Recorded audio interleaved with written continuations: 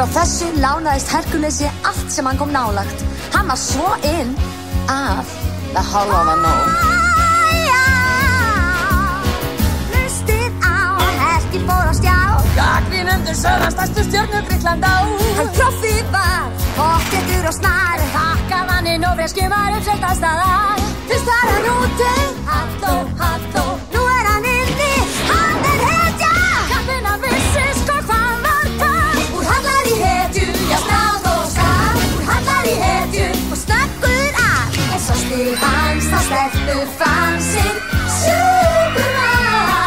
Og þeir sett hans vind á sér hvert par. Á sér hvert ker.